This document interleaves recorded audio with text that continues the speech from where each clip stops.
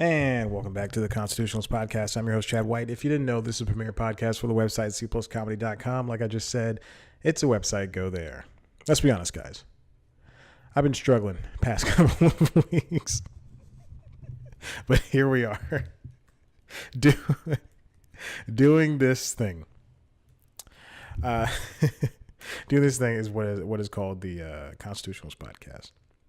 Oh boy, you know what I shouldn't have done. But anyway, but one of the things I am less struggling with is well, actually no, I found this job that was a podcasting job. I swear to God, it's from a local NPR station. It's a podcasting job, producing job, and / audio engineer, but it's mostly a podcasting producer. They want and this local NPR station wants to create it's a creative position, obviously, but they want to create podcasts that are based in Atlanta, and we're going to send them out to the world.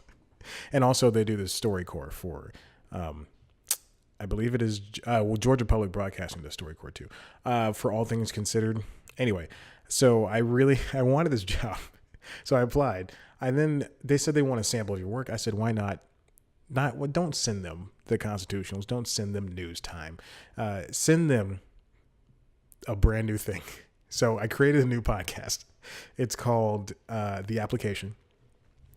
And it is not based around C Plus Comedy or anything under the It Was a Mistake LLC umbrella. And that is what this company is called. This Was a Mistake LLC.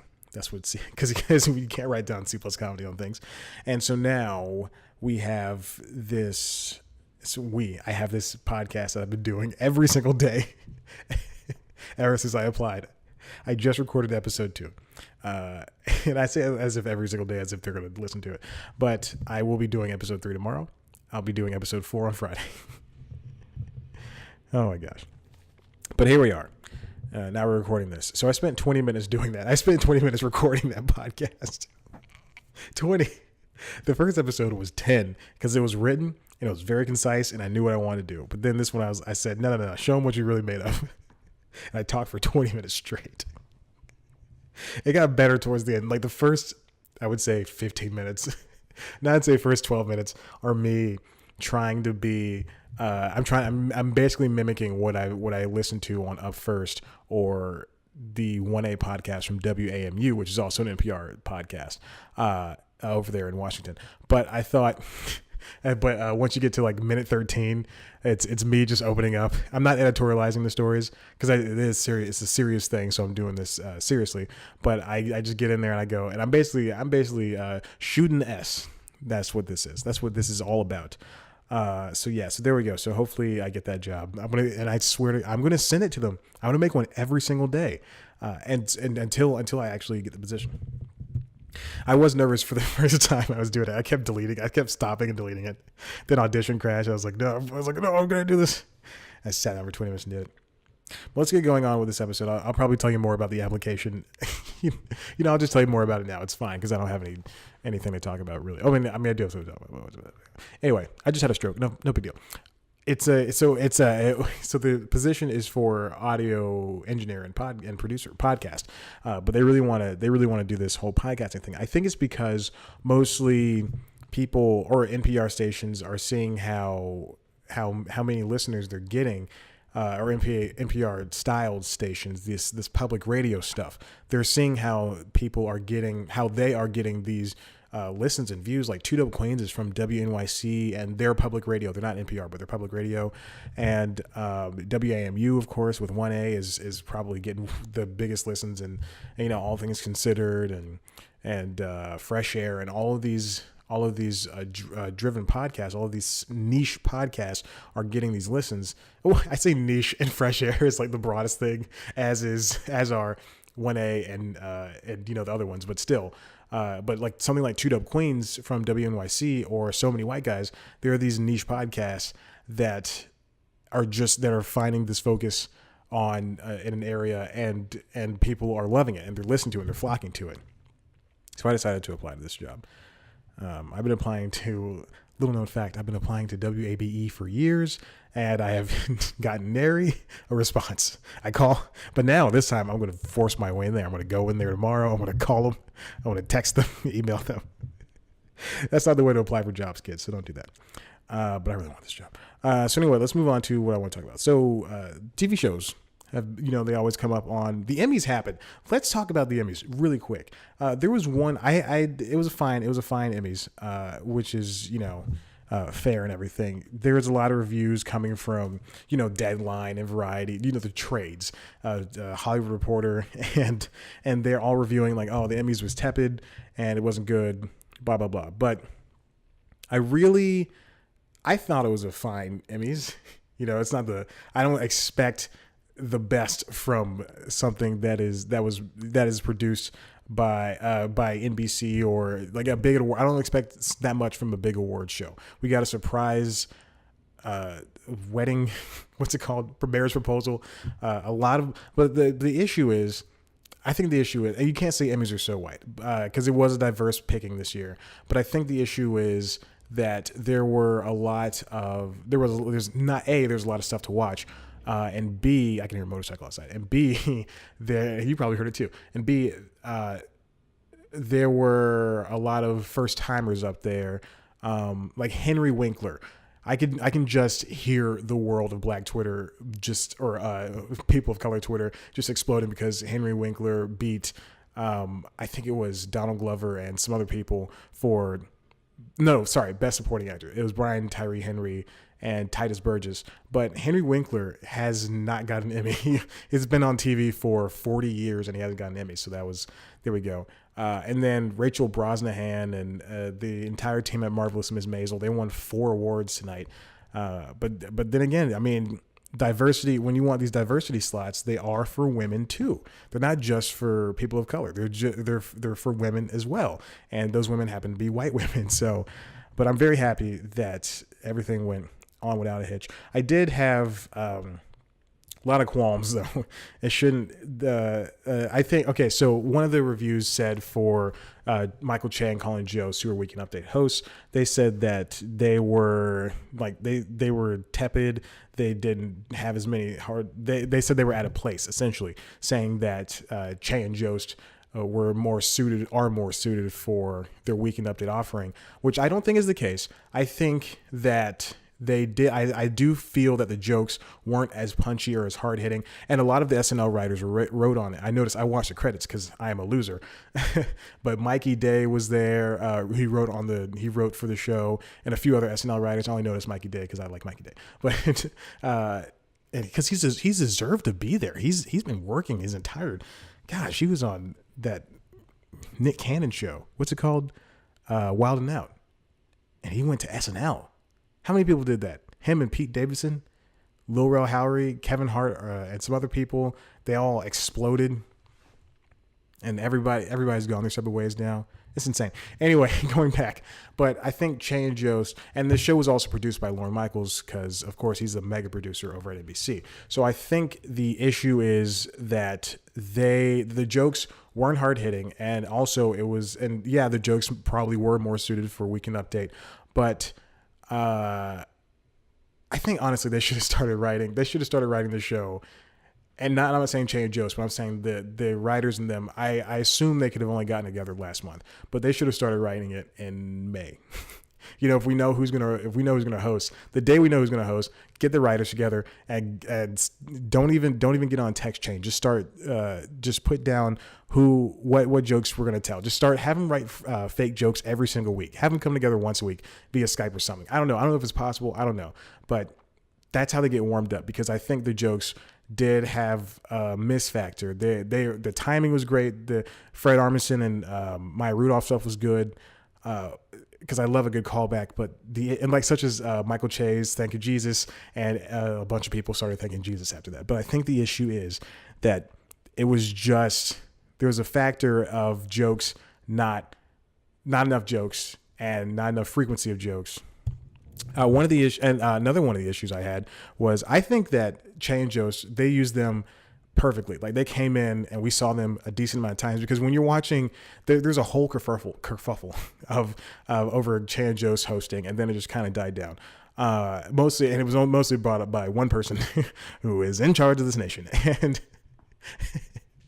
And so but I think they utilize them to the fullest. When you're watching the monologue, I when I was watching the monologue, I thought, oh well, we're only going to see them for 10 minutes, and then they're going to disappear. They're going to come back and introduce, tell some jokes sometimes, and then introduce other people. That's generally how hosting works, and I think that Che and Jost did a fine job. But Glenn Weldon over at NPR it wasn't Glenn Weldon. That was a wholly different episode. But the Pop Culture Happy Hour over at NPR, the podcast, they said one of the issues was that we saw Che and Jost too much. I disagree. Like I said, I think we saw them just enough. I just think that they didn't leave. You're going to leave a lasting mark one way or the other. Either you're really funny or you're not really funny. And NPR Pop Culture Happy Hour thought they were not really funny. And I guess if I'm kind of pigeonholing myself into that, then I think, they were, God, I don't want to say that. They were really funny. I thought they were funny.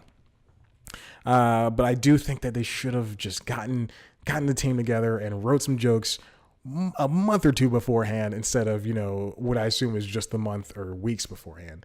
But the Emmys are hard. Producing a show like that is hard. SNL should not have won for Best Variety Show. Come on, guys. Best comedy, of course, was Marvelous Ms. Maisel, and then Game of Thrones. Game of Thrones has been off the air for a year and some change, and I'm surprised that it's still held up in its category. Bill Hader looked surprised, like he shouldn't have won the comedy actor category. He did a good job too. I like that show. Barry's a really good show. Watch Barry. Barry is a very fun show. I don't know if I wrote a review for it. I don't remember because I stopped writing reviews. Regina King, 7 Seconds, even though that was canceled, she won. Just a whole bunch of things. If you didn't watch the show, then you're not missing much. John Mulaney won for Variety Special. There's other ones out there. And then Glenn Weiss proposed to his his future wife, ex-girlfriend, future wife. But speaking of Fred Armisen and Maya Rudolph, I started watching the Amazon Prime show Forever. It is a very good show created by, I've only seen the first couple episodes, but Alan Yang and Matt Hubbard created the show. It's very dry. It has, if you're not gonna like it if you don't have that type of humor. But Fred Armisen and Maya Rudolph play this couple who are just going through the ruts, and it's kind of tough to watch because you're from the first episode you're going to see kind of a relationship go down the drain. BoJack Horseman, of course, returned to Netflix. I'm having a good time with it. Again, 1 to 2 episodes a day. Not much. It's more BoJack Horseman, basically telling the same jokes. I'm not gonna lie. Moving on. This is a story that came out literally the minute after I posted this podcast last week. But HBO Head. This is from Slash Film. HBO Head calls Netflix the Walmart of streaming. Teases another new streaming service. Here's the issue. I know what this person means, but I don't think it came out right. Now, it's not a head that's been here for a long time. This is an AT&T CEO. This is Randall Stevenson. He's literally had HBO in his pocket within the past couple of months.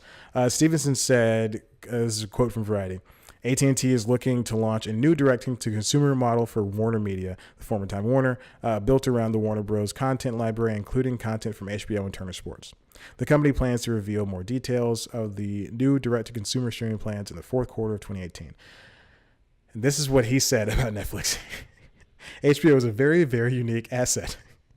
I think of Netflix, HBO. I think of Netflix kind of as the Walmart of brackets subscription video on demand services. HBO is kind of the Tiffany. That is the rudest thing to say about one of the most popular services in the world. But I understand what he was saying. He was saying that Netflix is for, which is also, this is bad what I'm about to say. Netflix is for everybody, for the layman. Netflix is for the guy who can't afford to pay all his bills at once. Tiffany's for the guy who wants to treat his woman right for the rest of his life. I think that's what he's saying. He's saying that Netflix is a Honda Accord, whereas HBO is a Lambo or a Bentley. I think at one point I said Netflix when I meant to say HBO. But anyway, yes. This is a very funny thing.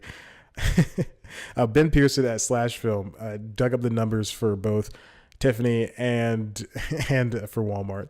But here's what he said. First, Walmart is actually planning to launch its own streaming service, which will presumably feature nothing. Oh, okay. But so Walmart is planning its own streaming service. We're going to see that at some point, which is Vudu. Just you have Vudu anyway. Second, as many have already pointed out, Walmart reports $486 billion in revenue last year compared to Tiffany and Company's $4.2 billion.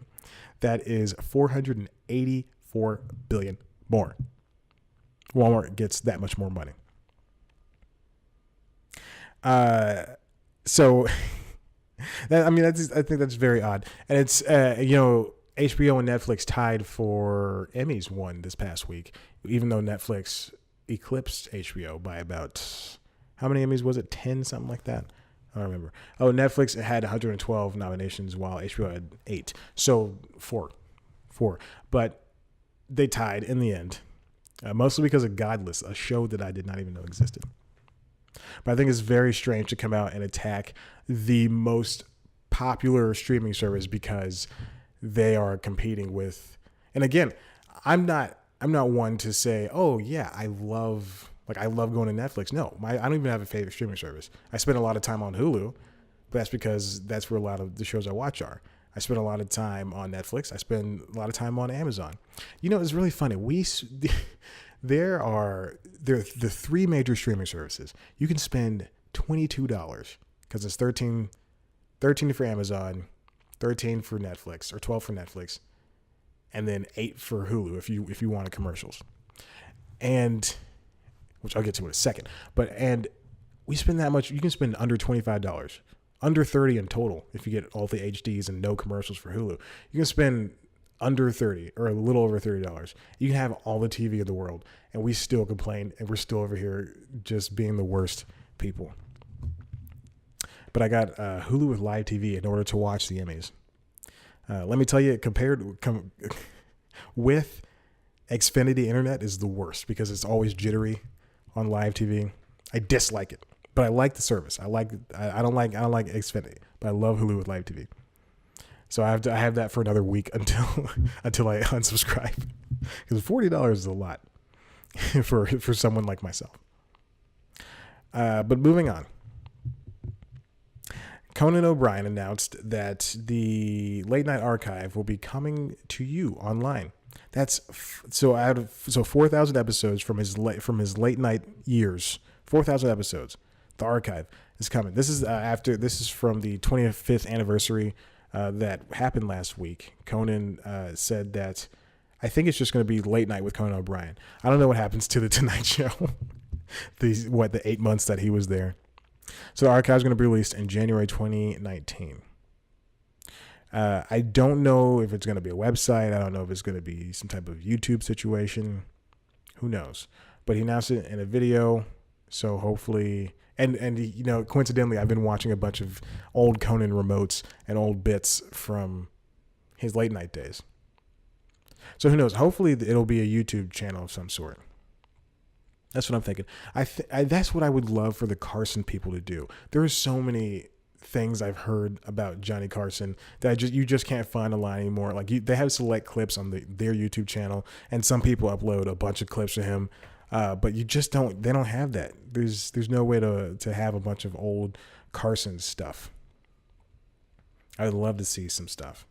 I watched one of my favorite clips is Don Rickles comes out in the middle and he interrupts an interview that Carson had with Frank Sinatra, and I think that's like one of the best. That's one of the best things that could happen, is have a king of comedy interrupt the king of swing. But moving on. Mikey Day, Melissa Villasenor, and Alex Moffat. Speaking of SNL, they have been promoted. They're now repertory players. Heidi Gardner and Chris Redd, of course, are still not... They're still featured players, but they've only been there a year. So I wouldn't expect them to, graduate. Luke Knowles not coming back, of course. I think I was doing this podcast when that news broke.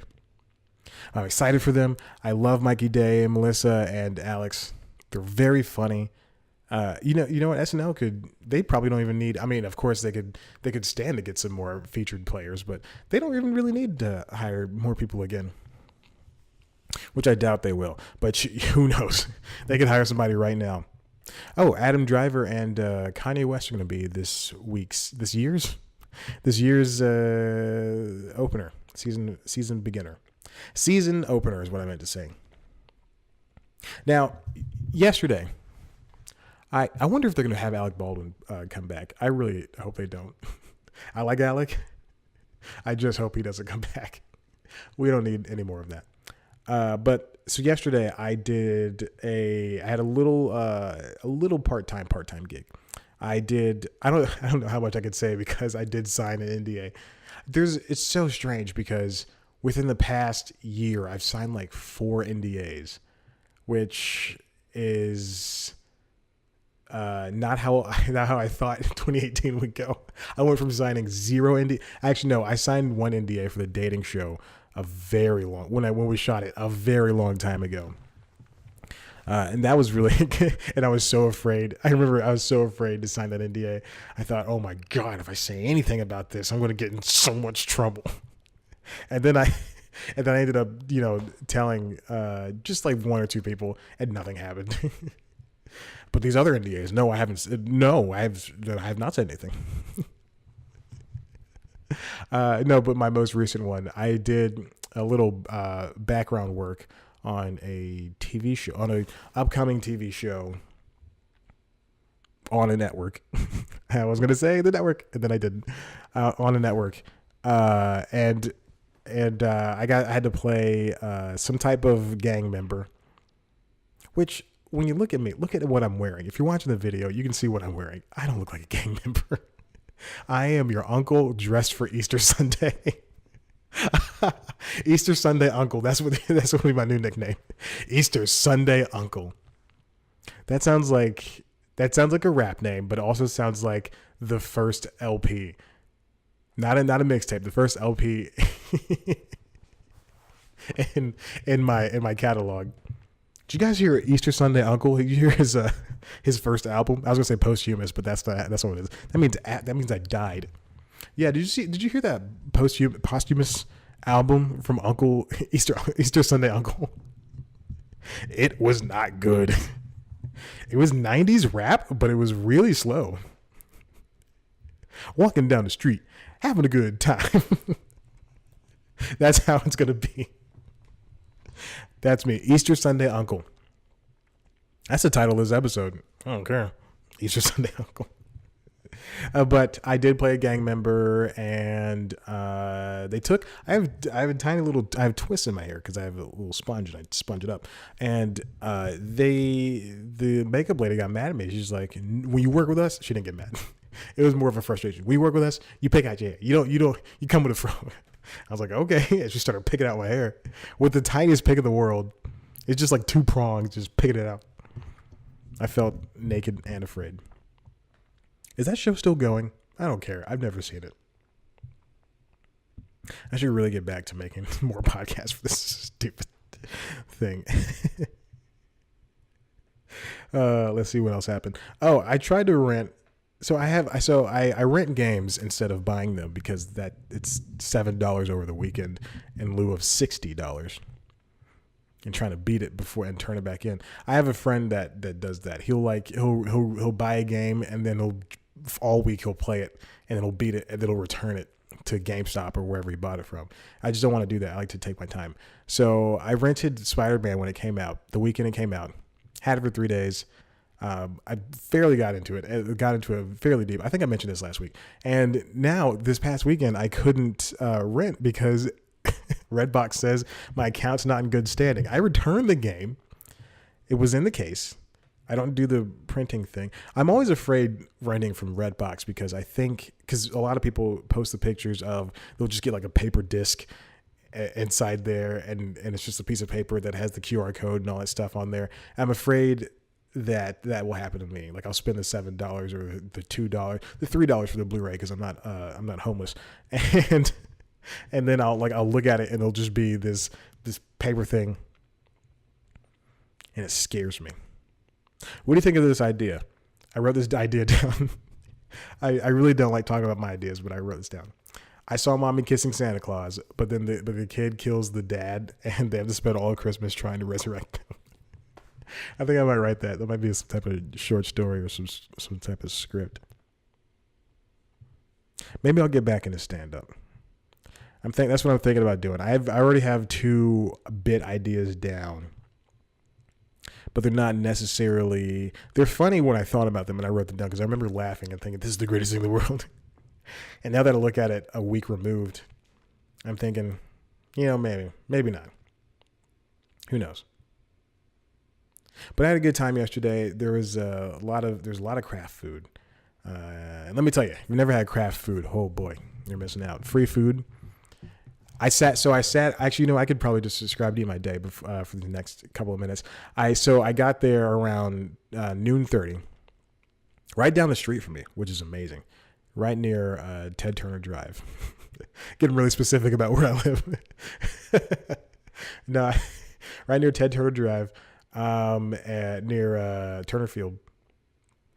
And I should not have said that because now I think I broke the NDA. Whatever, who cares?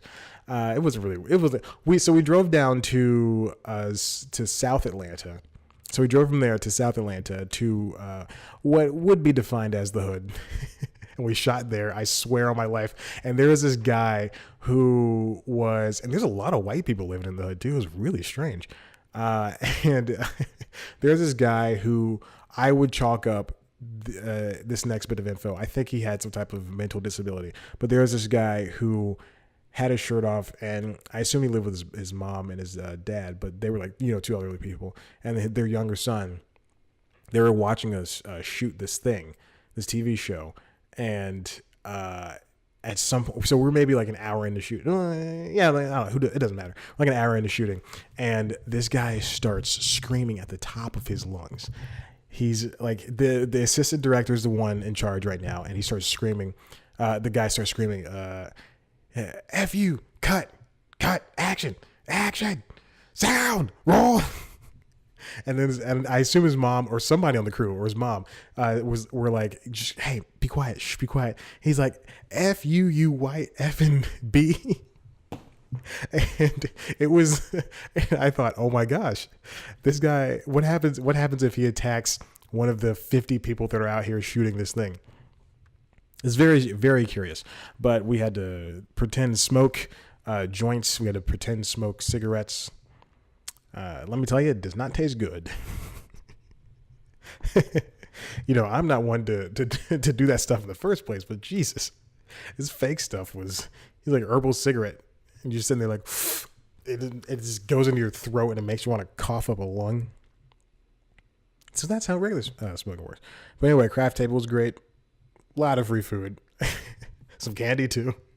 But me, I have an issue with eating after people. Actually, I don't know if I ever talked about this ever in my entire life. I have an issue with eating after people. When I was at NBC, we used to get free food, I would say once a week. From somebody. Either they send it to us or NBC buys it for us. And like pizza or salad or Moe's or, just burgers or donuts, cookies, weird, just the freest of weirdest of foods.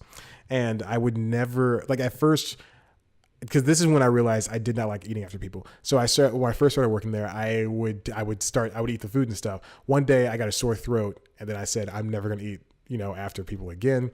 And I stopped. And of course the sore throat stopped. Which makes sense because people are disgusting.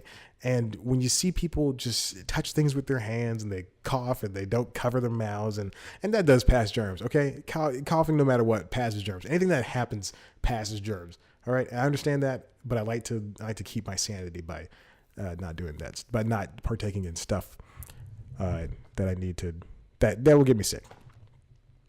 And so that's why I don't eat after.